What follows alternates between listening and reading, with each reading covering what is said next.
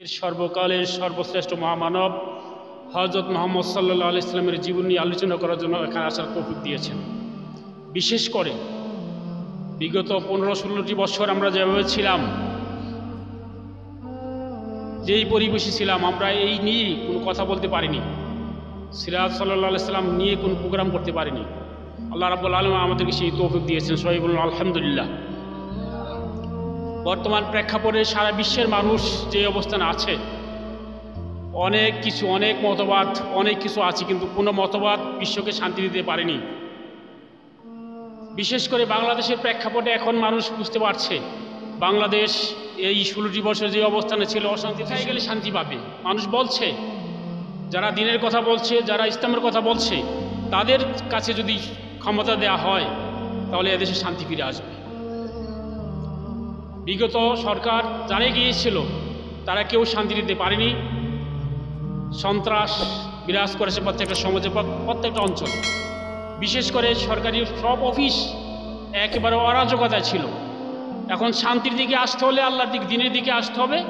বিশেষ করে বিশ্বের সর্বকালের সর্বশ্রেষ্ঠ মহামানব হযরত মুহাম্মদ সাল্লাল্লাহু আলাইহি সাল্লাম যেই নীতি, যেই ব্যবস্থা দিয়ে গিয়েছেন, আমরা যদি সেখানে যেতে পারি তাহলে আমরা শান্তিতে ফিরে আসতে পারব। আমি যে আয়াতে কারিমাটুকু তেলাওয়াত করেছিলাম, আল্লাহ রাব্বুল আলামিন বলেছেন, লাকাদ কানা লাকুম ফি রাসূলিল্লাহি উসওয়াতুন হাসানাহ, তোমাদের মধ্যে সর্বোৎকৃষ্ট আদর্শ রয়েছে আল্লাহ রাসূলের আদর্শ জীবনের মধ্যে। এখন আসুন, আল্লাহ রাসূলের জীবনী আমরা কি জানি? আমরা অনেকেই জানি না। মুহাম্মদ সাল্লাল্লাহু আলাইহি সাল্লাম কীভাবে রাষ্ট্র পরিচালনা করেছেন, কীভাবে সমাজ পরিচালনা করেছেন, সেইগুলো আমাদেরকে সেগুলো জানতে হবে। যদি আমরা জানি তাহলে এই শান্তির দিকে আমরা যেতে পারবো। আমরা অনেকে মনে করি যারা আমরা মসজিদে হুজুরা নামাজ পড়াবে, রোজা থাকবে, দাওয়াত দিবে, সেই কাজ শুধু আলেমদের না। আল্লাহ রাসূল সাল্লাল্লাহু আলাইহি সাল্লাম প্রত্যেকটা কাজ করেছেন, সমাজের প্রত্যেকটা স্তরে তার পদচারণা ছিল।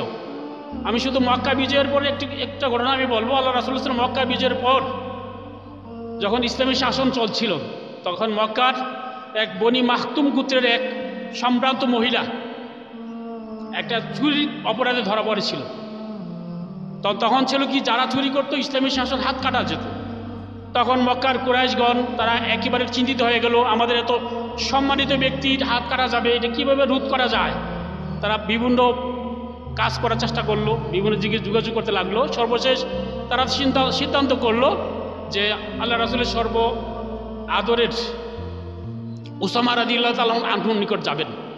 তারা তাই করলো। উসামা রাদিয়াল্লাহু তাআলা আনহুর নিকট গিয়ে বললো যে আপনি একটু আল্লাহ রাসূলকে বলুন যেন এই মহিলার হাত কাটা থেকে বিরত রাখতে পারে। অনেক বিধ্বস্ত করে সে গেল। যাওয়ার পর রাসূল সাল্লাল্লাহু আলাইহি ওয়াসাল্লাম বলার পর রাসূল মনোযোগ দিয়ে শুনলেন।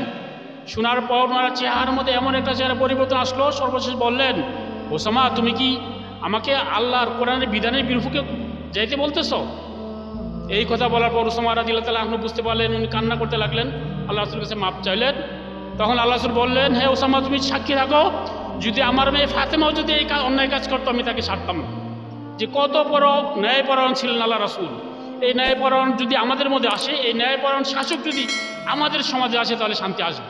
এখন আমরা সবাই আমাদের সমাজে কীভাবে ন্যায়পরায়ণ ব্যক্তি আসবে, শাসন আসবে, ন্যায়পরায়ণ ব্যক্তিকে যদি আমরা নির্বাচন করি এবং আমরা যদি ন্যায়পরায়ণ হই, তাহলে আমাদের মধ্যে শান্তি আসবে। আল্লাহ রাব্বুল আলামিন আমাদেরকে আল্লাহ রাসূলের জীবনী সম্পর্কে জানার তৌফিক দেখ এবং জীবনী জেনে যেন আমল করতে পারি, সেই কামনা রেখে সকলকে ধন্যবাদ জানিয়ে আমার আলোচনা এখানে শেষ করছি। আসসালামু আলাইকুম ওয়া রাহমাতুল্লাহ।